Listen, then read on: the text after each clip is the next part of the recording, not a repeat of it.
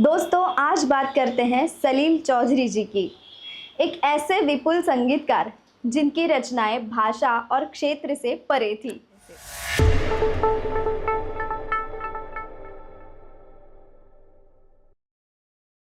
सलील चौधरी जी का जन्म 19 नवंबर 1922 में पश्चिम बंगाल के दक्षिण 24 परगना जिले के गाजीपुर गांव में हुआ था। सलील जी के पिता एक उत्साही संगीत प्रेमी थे और वहां के आदिवासी समुदाय के सांस्कृतिक गतिविधियों में शामिल होते थे।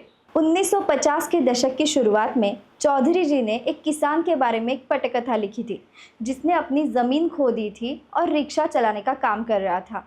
ऋषिकेश मुखर्जी ने बीमल रॉय को इसके बारे में बताया और उन्होंने इस कहानी पर फिल्म बनाने का फैसला किया। परिणाम स्वरूप हमें फिल्म मिली 2 बीघा ज़मीन सन 1953 में। इस फिल्म में चौधरी जी की कहानी रिक्शा वाला और रविंद्रनाथ टैगोर जी की कविता 2 बीघा ज़मीन दोनों को मिलाया गया है।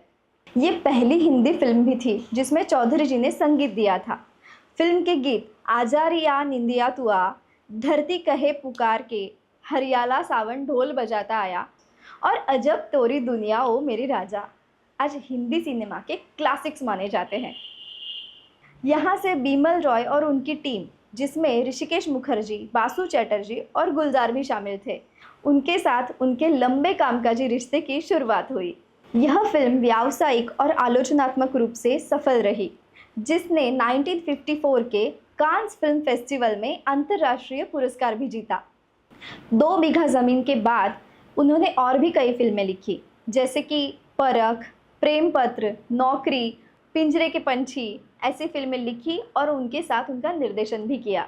सलील चौधरी जी ने 1958 में बॉम्बे यूथ क्वायर की स्थापना की, जो भारत का पहला धर्मनिरपेक्ष गायन मंडल था, जहां उन्होंने संगीतकार और संचालक के रूप में भी कार्य किया। उनके काम ने भारत में कई धर्मनिरपेक्ष गायन मंडलों के निर्माण को प्रेरित किया। एक नई शैली की शुरुआत, जिसने भारतीय लोक और समकालीन संगीत के साथ स्वर बहुध्वनि का सम्मिश्रण किया। सलील दा ने 1952 में चित्रकार ज्योति चौधरी से विवाह किया। उनकी 3 बेटियां हुई, आलोका, तुलिका और लिपिका। उन्होंने गायिका सबिता बैनर्जी से भी विवाह किया और उनके 2 बेटे थे, सुकांत और संजय, और 2 बेटियां अंतरा और संचारी हुई। 1970 के दशक में सलील चौधरी कलकत्ता चले गए और उन्होंने साउंड ऑन साउंड नामक एक रिकॉर्डिंग स्टूडियो के साथ संगीत अनुसंधान केंद्र की स्थापना की। वे अपनी कलात्मक निष्ठा के प्रति प्रतिबद्ध रहे और अक्सर मुख्य धारा के मीडिया के बढ़ते व्यावसायीकरण पर निराशा व्यक्त करते थे। चौधरी जी का 5 सितंबर 1995 को निधन हो गया, लेकिन उनकी विरासत उनकी कालातीत रचनाओं के माध्यम से जारी है।